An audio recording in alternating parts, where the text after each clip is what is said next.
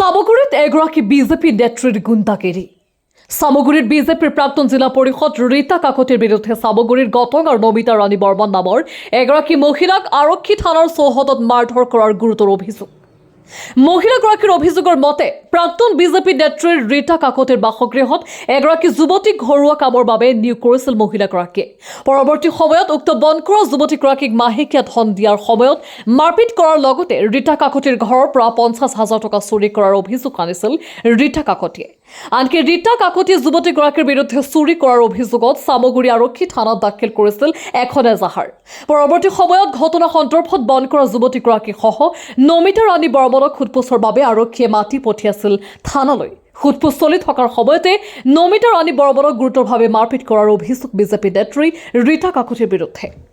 ইতিমধ্যে সামগুৰিৰ প্ৰাক্তন জিলা পৰিষদ বিজেপি নেত্ৰী ৰীতা কাকতিৰ বিৰুদ্ধে নমিতা ৰাণী বৰ্মনে সামগুৰিৰ আৰক্ষী থানাত ৰুজু কৰিছে এটা গোচৰ।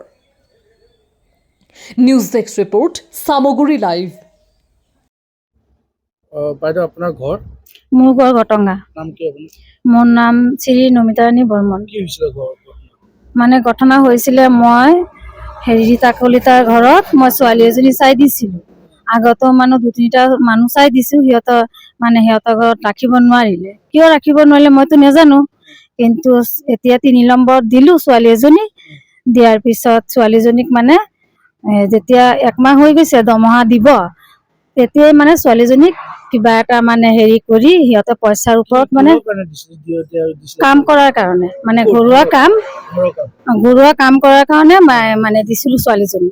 সিহঁতে মানে ধৰিছে যে মোক মানুহ এজনী ওলাই দিয়া, মানে খুৰীহঁতক মই ৰীতা কাকতিক যে মই বহুত ভাল পাইছিলোঁ আৰু তাৰপিছত মৰমত লাগি গ'ল, মই দি দিলোঁ ছোৱালীজনীক।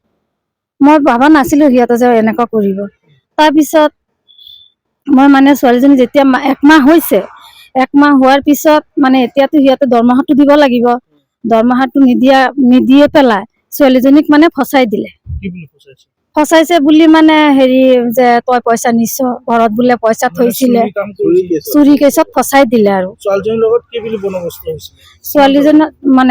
ছোৱালীজনী মানে 4,000 টকা মানে দিব বুলি কৈছে। পিছত মই কৈছোঁ নাই, 4,000 টকাত কেনেকে কাম কৰিব, 6,000 দিব। সিহঁতে কৈছে 4,000 টকাই দিব, তেতিয়া সেইটোৱে মই মানি লৈছোঁ। তাৰপিছত কি কৰিছে, ছোৱালীজনী মানে যেতিয়া মানে ছোৱালীজনীক ফচালে আমিতো নাজানো। তাৰপিছত আমাক নজনাকে সিহঁতে কিন্তু এটা হেৰি থানালে এটা এজাহাৰ দি দিলে। এজাহাৰ দিয়াৰ পিছত শনিবাৰ দিনাখন আবেলি নাকি 4টা নে কেইটা বজাত ছোৱালীজনীক হেৰি SP সিহঁতে গৈ পেলাই মানে উঠাই আনিলে। আমি গম নাপাওঁ। থানাৰ পুলিচে গৈ মানে উঠাই আনিলে, আমি গম নাপাওঁ। তাৰপিছত OC ছাৰে মানে ফোন কৰিলে, ফোন কৰাৰ পিছত সিহঁতে মানে আমাক মাতিছে, মাতি পেলাই মোক কৈছে, মই গ'লো।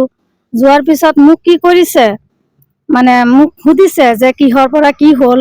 মানে মই যে সঁচাটো ক'বলৈ গ'লো আৰু মোক ইয়াৰ পৰা যাব হাক দিছে। সিহঁতে যাবলৈ নিদিয়ে। ময়ো য'ত কাম কৰোঁ তাকো মানে সিহঁতে মানে তাতো শিকাই থৈ দিছে যে মোক যাবলৈ নিদিয়ে। তাৰপিছত মই কৈছোঁ নাই, মই যাওঁ, চাওঁ ছাৰে মাতিছে, ছাৰে কি কয় মই কথাটো বুজি লওঁ ভালকে। মাৰধৰ কৰিছে ৰীতা কাকতিয়ে। তেখেত মানে ছোৱালীজনী যে দিছোঁ ৰীতা কাকতি ঘৰত, ৰীতা কাকতিয়ে মানে চোৰৰ কেছটো ছোৱালীজনীক ফচাইছে যে। সিহঁতে মানে সেইটো কিবা এটা কাৰণত আছে, জিলা পৰিষদ আছিলে সি। মানে সি আমাৰ আজি মোক চৰ কিয় মানিছে, মই যে সঁচা কথাটো কৈ দিছোঁ। মানে যেতিয়া মানে সিহঁতৰ ঘৰত পইচাটো হেৰুৱাইছে, প্ৰমাণ নাই, আমিও দেখা নাই, সিহঁতেও দেখা নাই। সিহঁতে মাক পিতেক ছোৱালীজনী 4জন মানুহ আছিলে। 4জন মানুহ থকাৰ পিছত মানে এতিয়া এজাহাৰ থানাত দিলে, ছোৱালীজনীক ধৰি আনিলে। এইটো ছোৱালীক শপত খাই মানে ক'লে। ছোৱালীজনীৰ ঘৰ আমাৰ ঘটঙাই, ৰাস্তাৰ সেইটো পাৰত মানে বিল পাৰত আছে।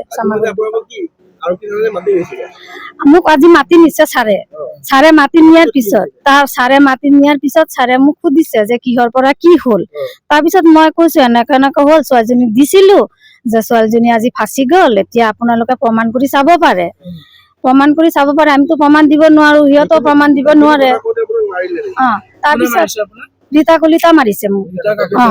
ৰীতা কাকতিয়ে। মই মানে কথা পাতি থকা অৱস্থাত থানাৰ ভিতৰত ছাৰৰ ওচৰত মোক মাৰিছে, OC সন্মুখত মাৰিছে। এনেকুৱা মাৰিছে নহয়। যদি আজি ছাৰে মোক নবচালে হয় তেতিয়া মোক আজি সি খুন কৰি দিলেহেঁতেন আজি। এতিয়া মই এপ্লাই দিছো, এটা এফআই দিছো, মানে মোক মাৰিছে যে মাৰাৰ কাৰণে মই ৰীতা কাকতিৰ তাৰ ওচৰতে মই দিছো, চামাগুৰি থানাত দিছো। এতিয়া মই বিচাৰো তাই জানে মই যিটো শাস্তি বিচাৰো যে সি জিলা পৰিষদ আছিলে, কিন্তু মোৰ এটাই কথা হ'ল আমি দুখীয়া মানুহ, মোক ভিখাৰী বুলি কৈছে। মোৰ নিচিনা যাতে লোকৰ ঘৰে ঘৰে কাম কৰি সি আমাৰ নিচিনা শাস্তিটো বুজি পায়, সি জীয়াই থাকি যাতে ওচৰত শাস্তি পাব লাগে। মানে আমাৰ নিচিনা যাতে লোকৰ ঘৰত কাম কৰি খাব লগা হয়, আমাৰ নিচিনা বিনা দুখত যাতে সি ফাঁচিব লগা হয়। ছোৱালীজনীক 1 মাহ হৈছে, পইচা পাতিও দিয়া নাই, ছোৱালীজনীক কাপোৰ কানিও দিয়া নাই। কালি ৰাতি ছোৱালীজনী ফোন কৰিছে, বোলে খুৰী মোক পইচা, মোৰ কাপোৰ কানি দিয়া, মোকতো 1 মাহৰ দৰমহাও দিয়া নাই ছোৱালীজনী। তাৰপিছত তাৰ গিৰিয়েকটো মদ খাই পেলাই এনেকুৱা ব্যৱহাৰ, গালি গালাজ পাতি মানে কৰিছে আৰু ন, মানে সিহঁতৰ মানে কথাবিলাক যে একদম বেয়া, বুজিছা।